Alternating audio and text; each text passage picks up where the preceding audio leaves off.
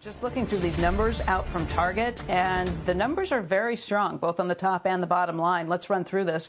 Earnings per share on an adjusted basis. The retailer came in with earnings of $2.67. Street was looking for $2.54, so that's a 13-cent beat.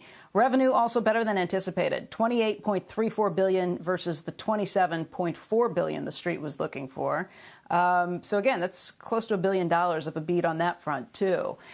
Comp store sales, comps up 20.5%, 20.5%. If you're looking at just the stores, that was up by 6.9%. And then digital, if you count that in, up by 118%. And then same-day services. Those are things like when you drive up and you pick up your order, or shipped where they bring it to you same day, up 212% for those services. And that's really been the big growth that we've seen year over year. They've been doing that every quarter over the last year, been growing really significantly. You got to wonder how much those services are going to stick after the fact. People use this. They find out it's convenient. Do they stay with it once stores reopen?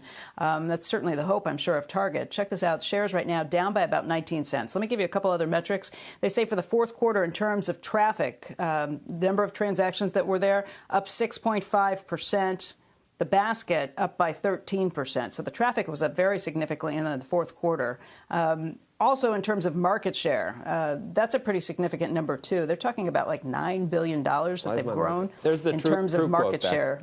Becky, there's the true quote. What's that? There's the true quote.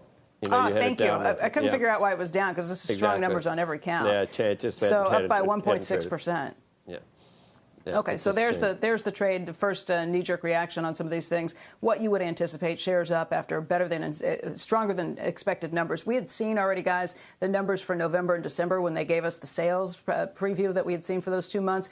But these trends look like they continued all the way through January, and that's unusual. Usually a retailer will slow down in the month of January. Watching those trends continue in January leads you to wonder what happened. Now, the company is pulling its guidance. It's not going to be giving guidance like we heard from Home Depot and other retailers saying they just don't know what it's going to look like this year with COVID. After you go back to shopping more in the stores, maybe less online, who knows which of these habits are going to stick.